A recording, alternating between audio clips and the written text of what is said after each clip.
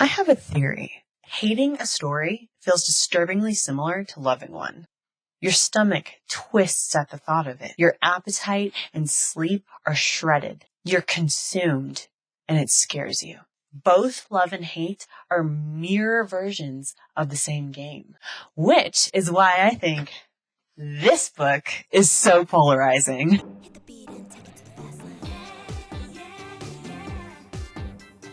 Hate it or love it, The Hating Game was arguably the biggest adult romance novel of the 2010s.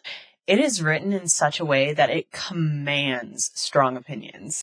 My strong opinion is that this book is not only one of the best debut novels ever written, in my opinion, it's also one of the best books of the 2010s. Period. I am a huge fan of this book. It quickly became one of my favorite romance novels of all time. I have since learned how controversial this book is.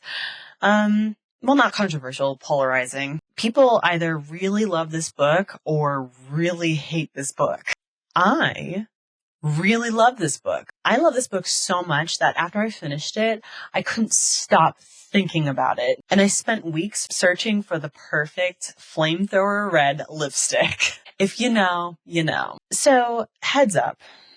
If you're one of the people that hate this book, you probably won't like this video because I'm not going to drag it. This is not a scathing review. It is, however, a critique of the film adaptation of this book that I love so very much. This video is going to be a bit ranty because I have so many thoughts and they're all wanting to come out all at once. It's also going to be chock full of spoilers. So if you haven't read the book or seen the movie, you're about to have all of it spoiled for you. So just a warning there. But before I do, hi, I'm Sarah, and I like to talk about things that I like. If you're new here, welcome, pal. Glad you found us. As you can see, I am filming in a different spot. I just wanted to try something new, trying new things.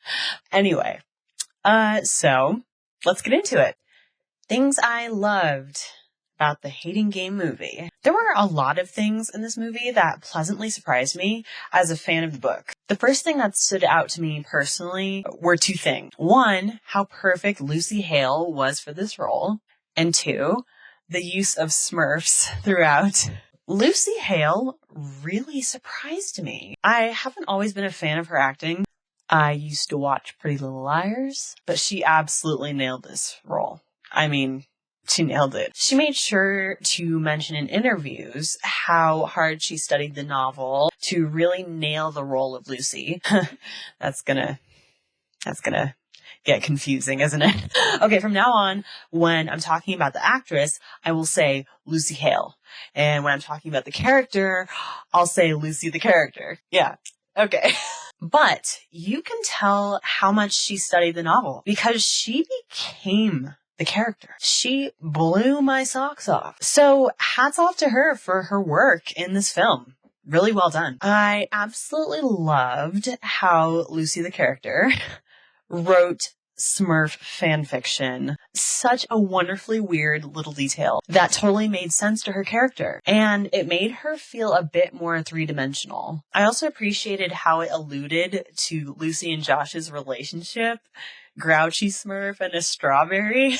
Josh also walks by a costume actor in Times Square wearing a Smurfette costume later on in the movie, which was clever and a really cute touch. I also loved how they visually showed the differences between the Gammons and the Bexleys, as well as Lucy and Josh. Like Lucy having a Dell laptop, Josh having a MacBook, all of the colors on Lucy's side of the office versus the sterile gray of Josh's side. Such great attention to detail in the set and prop design. They even gave Lucy a mug with strawberries on it.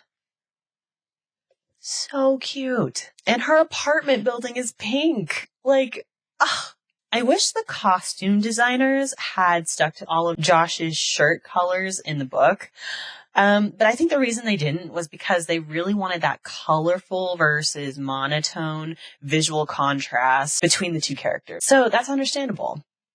And I actually like how they stuck to that. I loved movie Danny compared to book Danny. Book Danny was annoying as hell. I did not like him. And entitled to boot. Movie Danny was supportive and a good friend and just like dorky and sweet. We stan Movie Danny. The HR rep was just as funny as she was in the book. Loved that. And speaking of funny, I appreciated the humor in the movie as well. It was fun. I think some people thought it was cheesy, but I liked it. I love a classic Sandra Bullock style slow-mo tripping scene. Love a comedic extended fantasy scene. Yeah, it felt really classic rom-com to me, so I appreciate that. Loved the part near the beginning where Lucy and Danny walk past a bookstore's windows and we see The Hating Game, the book, right there in the window. Like the scene in Twilight where Edward catches the apple in his hands like this. Love it. Love it. I always love that shit. Like, I eat it up. I love that they kept the paintball scene and the subsequent Josh taking care of sick Lucy scenes afterwards. Easily my favorite parts of the book, and it made me so giddy to see it on screen. There's a few other scenes that I loved in the book and was excited to see on screen, but we'll get to that later. Love that they kept Sleepysaurus.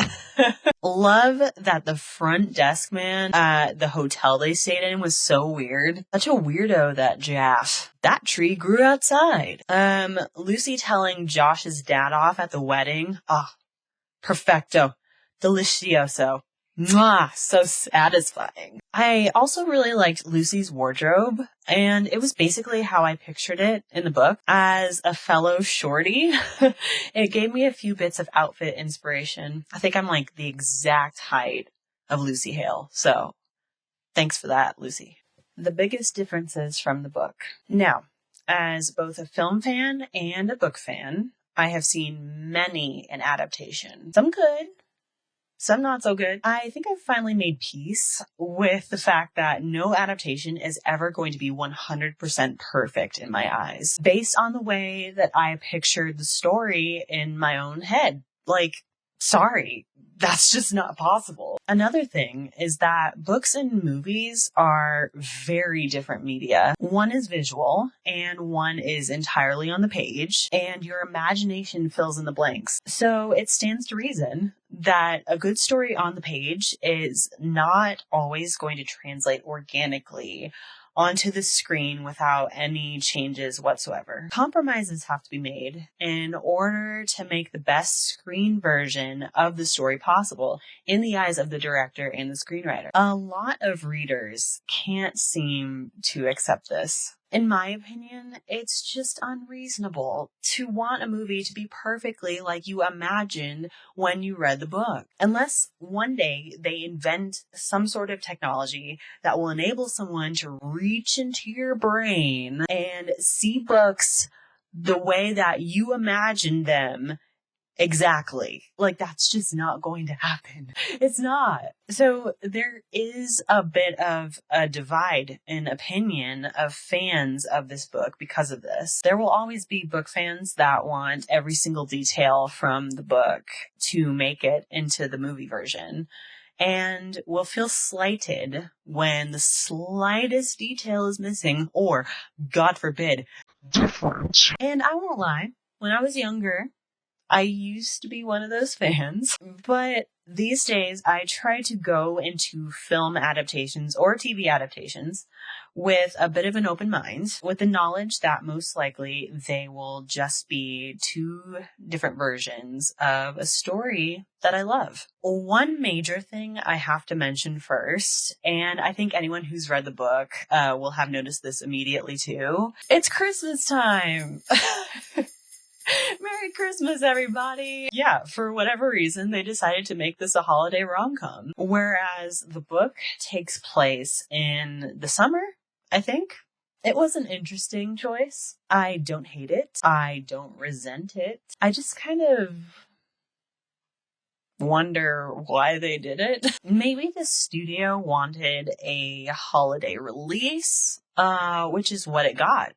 So the decision to make it a holiday/winter rom-com maybe is where that came from. I do think that there are a ton of holiday rom-coms already, so maybe it wasn't entirely necessary. Also, this movie would definitely be a little too saucy for the average Hallmark movie crowd. Since those movies are not just rated G, but like super G, practically abstinence propaganda, but for grown women who are probably already married. So if they were aiming for that possible audience, I think that was the wrong move. Because there's likely not much overlap of the Hallmark holiday audience and super fans of this book. And I think that a fan of neither of those things would conflate the two if they weren't familiar with either of them. Almost like a straight guy trying to figure out, stuff that women like, but is clueless about the nuances of the romance genre and just like assumes all of them are bodice rippers, which is not the case. Wait a second. This movie was totally directed by a dude. Well, isn't that interesting? And okay, listen. I'm certainly not saying that the director, Peter Hutchings, is a bad director of rom-coms because he's a dude, because I don't think that's true. I think he did a fine job. And in fact, I go into the nuances of men-directed rom-coms versus female-directed rom-coms in one of my other videos. I could link to it down below. He also has had previous experience adapting a romance novel into a rom-com, so major points for that. I think that really matters for directors adapting novels into movies because it's definitely not easy. And Lucy Hale must have really enjoyed working with him because she's going to work with him again on another rom-com that's currently in pre-production. So he must be doing something right. I'm also not implying that the decision was solely the director's. Like I said, it could have been the studio or hell, even the screenwriter's idea. And she's a lady. Maybe she just likes Hallmark rom-coms. I don't know. All I'm saying is that their decision to make it a kind of Christmas movie is a little strange and unnecessary. I just don't really think it added anything to the story. I think that making the time of year in this movie kind of neutral or pseudo summary would have made it an any time of the year movie, instead of a kind of holiday movie. But hey, that's just my opinion. And again, I don't really mind it. Also, to be fair, they don't fully lean into the holiday vibes the way that they could have. I mean, they could have gone full out Hallmark and talked about like the magic of Christmas and had like a gift exchange scene by a Christmas tree or whatever. Nah, they didn't do any of that. They did have a scene where Lucy, the character, decorates her Christmas tree in a holiday sweater, but that's the extent of it. It's just mostly a rom-com that happens to take place during the holidays. And that's fine. Okay, moving on from that. That was a rant and a half. This one is comparatively tinier and might seem petty, but I wish Lucy, the character, had worn an Elvis t-shirt for the paintball workplace retreat. I don't know, I was just really looking forward to that. But not as small and petty. Why did they change Lucy blocking Josh from getting hit by paintballs to the other way around in the movie? In the book, it was a cool moment because Lucy is much smaller than him. You know, the book repeatedly states their size difference, but it really demonstrates her fearless and scrappy nature by her throwing herself over him to protect him instead of the other way around. Him doing that for her doesn't demonstrate anything. It's just your run-of-the-mill chivalrous moment that any guy does in a rom-com ever. At least in the book, the trope is flipped around, which serves to be more interesting and shows us a different facet of Lucy's character. Flipping the trope back for the movie just makes it kind of obvious and boring. There was more that was different from the book, but I decided to leave it to this last section of my review because I have a lot to say about it. So yeah, on to the next. Things I didn't love. The fake version of Mercy by Duffy. It's such a small, dumb thing, but it bothers much because in the official closed captions, which I always watch movies, I watch everything with closed captioning, it reads Duffy's Mercy, when in fact, it is that song. But it is not the version performed by Duffy. It's actually a cover version performed by someone named Angelina Jordan. Who do you guys think you're fooling? Like, come on. Y'all couldn't afford one officially licensed pop song that people actually recognize, which came out in 2008, which was kind of a long time ago now. So was it really that expensive? Seriously? One of my favorite parts of a good film is a good soundtrack. And I'm sorry, but the soundtrack of this one was honestly not good. Should have set aside more of the budget for the music or a really good music advisor. Good music can make or break a movie. With autism instead of autistic. This is also small, but it's actually very important. And when I heard it in the movie, it bothered me. At the beginning, when Lucy, the character, brings up an author who wrote one of their publishing office's books, I believe she mentions the author is autistic.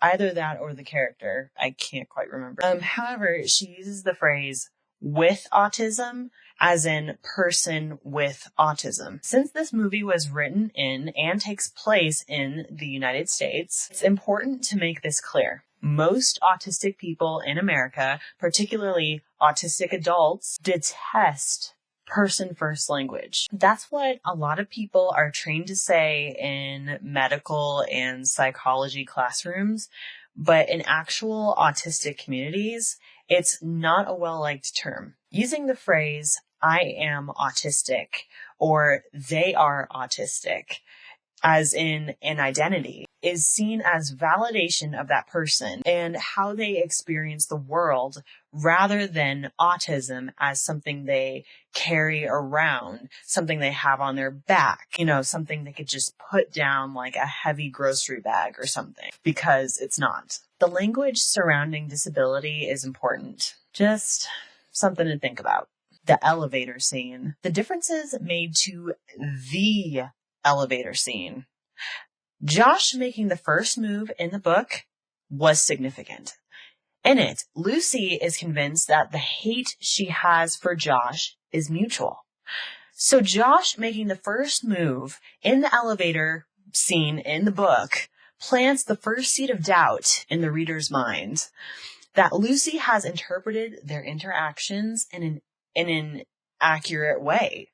It's the first indication that Josh is not who he seems. The movie version of this scene doesn't work as well for me. Let me explain why. In the movie, Josh asks Lucy, "Do you really hate me?" She responds by spontaneously kissing him. I think they tried to make this an empowering moment by having her take the lead. However, in this point in the story, especially in the book, Lucy herself is convinced that she hates this man with every fiber of her being. So for her to make the first move in the film, whew, we skipped several chapters there, like half the book almost. In the book, Josh kisses Lucy, Lucy kisses back, and is intrigued. She's like, okay.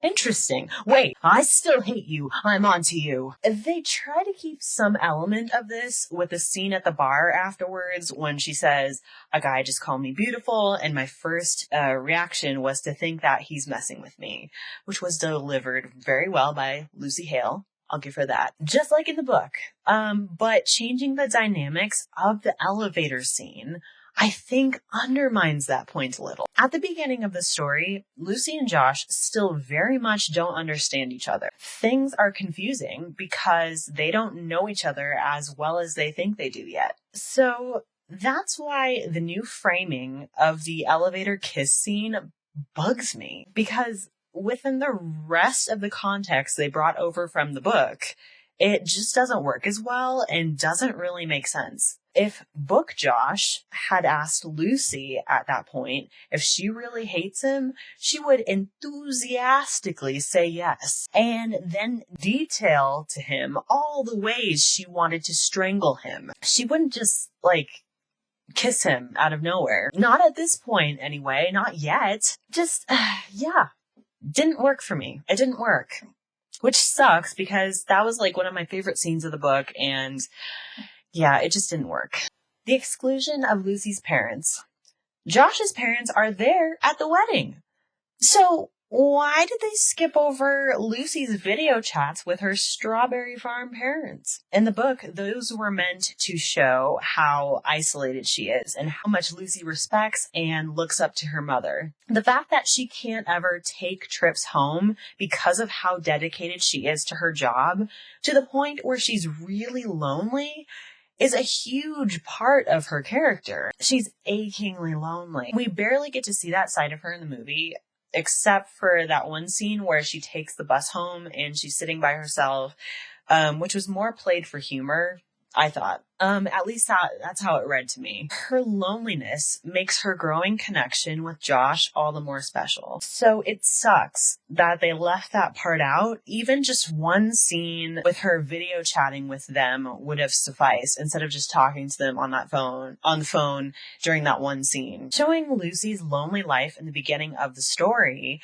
and showing that she's not entirely happy with that lonely life is not only very relatable, but it's an integral part to her growth. Austin as Josh. Here's the thing. Book Josh is a dick. At least we're supposed to believe that till the middle of the book. But it turns out that his whole deal is that he's tsundere, or tsundere, I think is how you're supposed to say it. Definition of tsundere is...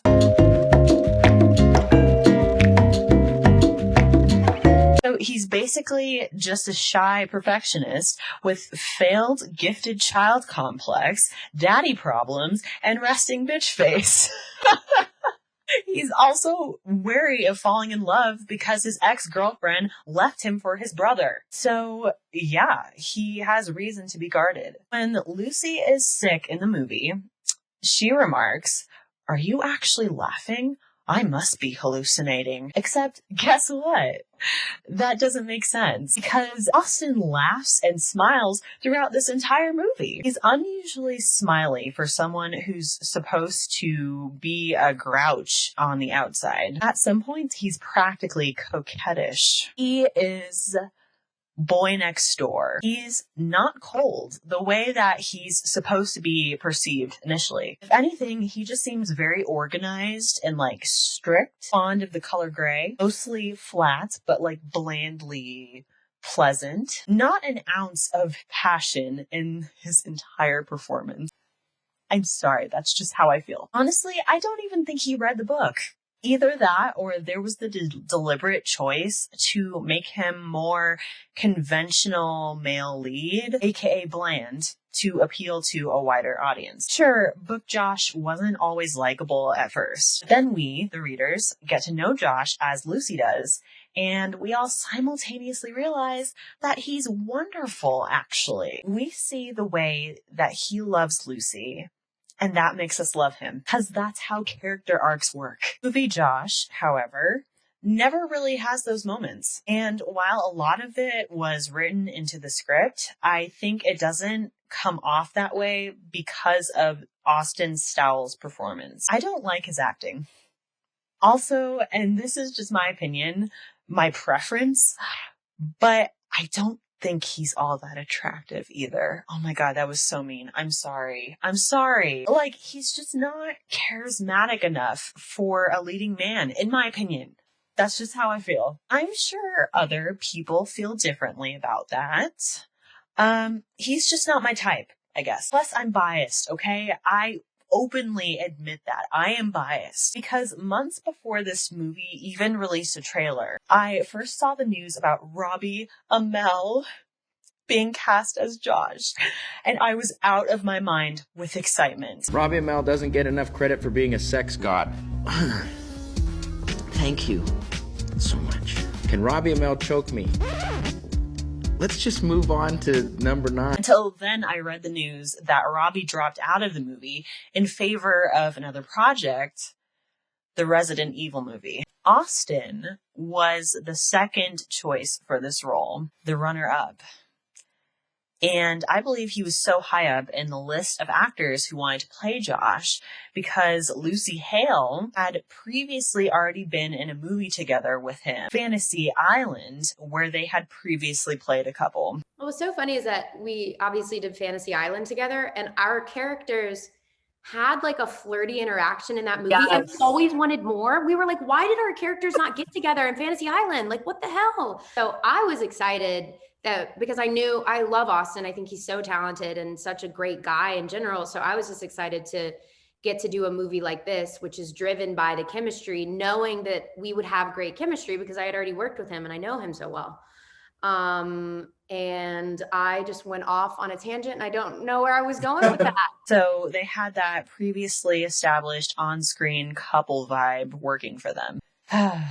But in an article released before the recasting, there was a blurb about how the chemistry between Lucy Hale and Robbie during chemistry reading was, and I quote, electric. Lucy Hale and Austin's chemistry? Decidedly not electric. I had sincerely hoped for more in that area. And honestly, Lucy carried both of their performances. He couldn't keep up with her. I am a fan of Robbie Amell and have been ever since True Jackson VP on Nickelodeon, if you know, you know. I think he was totally great in The Duff. And that role was a good indicator of how well he would have done playing Joshua Templeman. But that thing Robbie Amell does where he like puts both his hands on the side of someone's face when he kisses them, like, yeah, that's the good right there. That's funny. That's I thought that was from my wife for a second. I mourn the fact that we will never see Robbie's Joshua Templeman. I truly believe that he was made for that role and nothing will ever change my mind. I will be bitter about Robbie dropping this movie for Resident Evil movie that actually completely flopped critically forever. Why, Robbie? Why? Was it worth it? Still so mad. In the movie's third act, the stakes feel small. Scene where Lucy finds out he painted his bedroom walls to match the color of her eyes. When I read this scene in the book, I was bawling. In the movie, I felt nothing. And to be clear, no, it's not because Lucy Hale's eyes are a different color than book Lucy's eyes, okay? That doesn't really matter to me.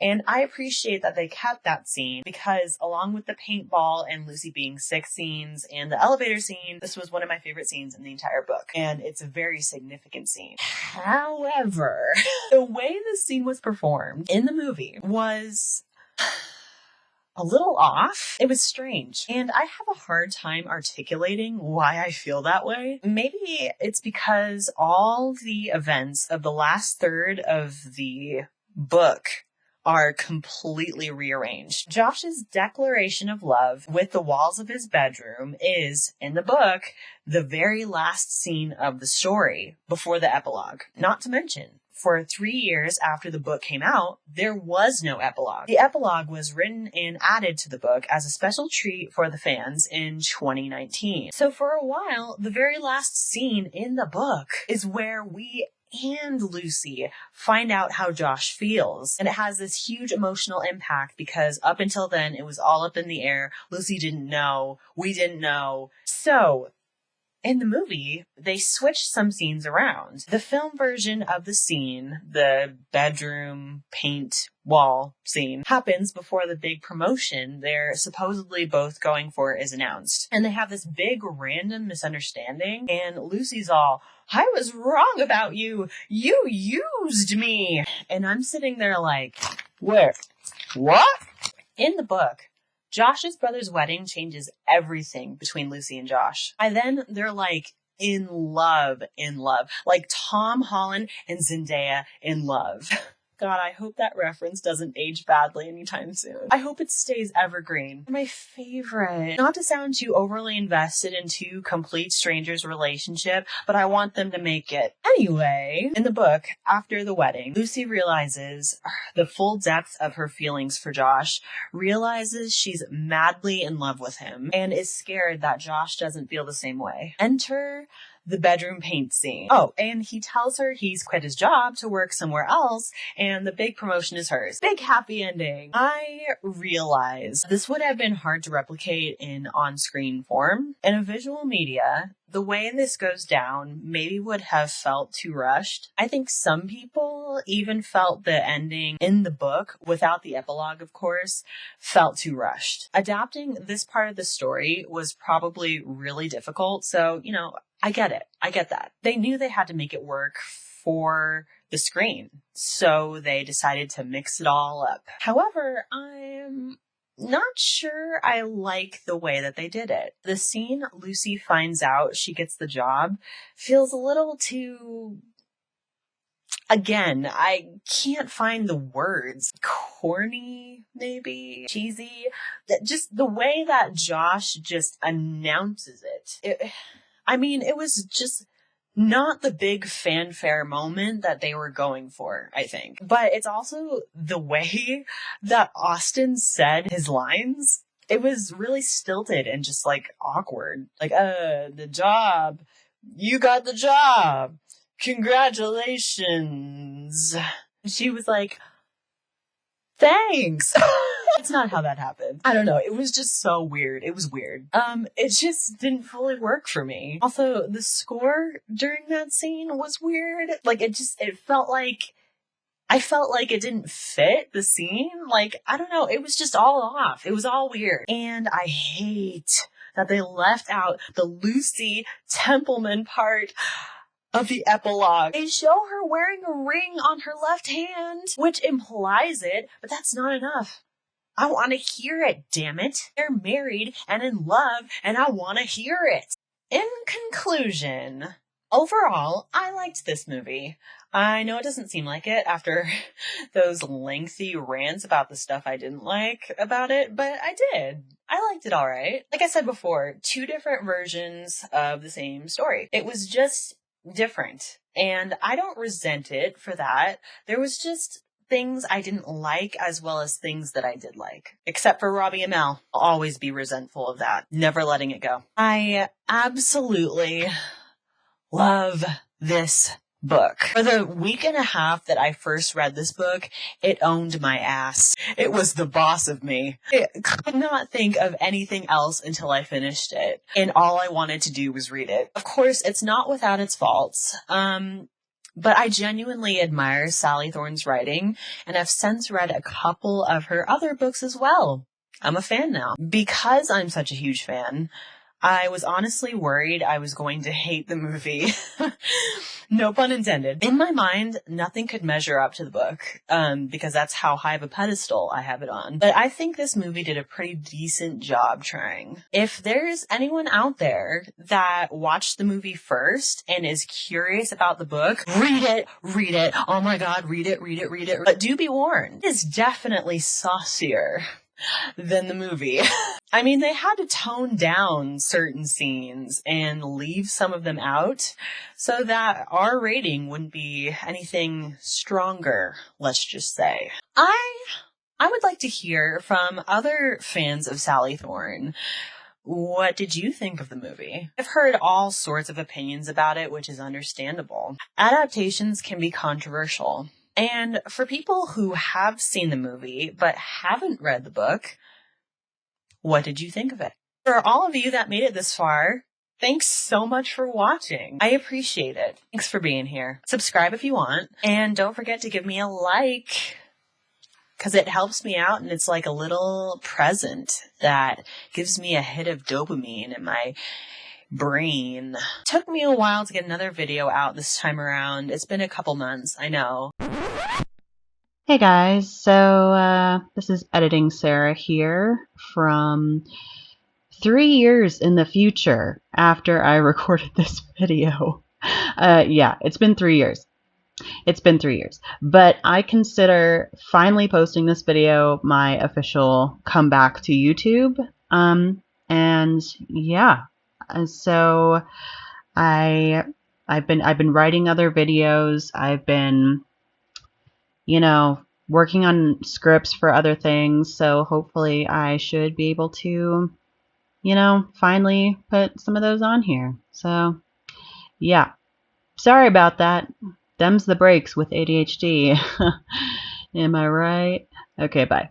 Hopefully I'll be able to roll out more videos that I've been writing in the meantime. See you again soon-ish with another video. Bye!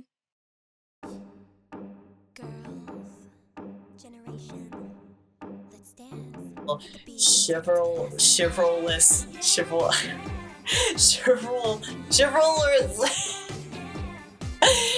Why can't I say it? Chivalrous. I know how to say this word, guys. I swear. Okay. Shut up. Okay. Uh-oh. That's on camera. Okay. That's fine. Don't worry about it. Happy New Year! I'm dropping it everywhere.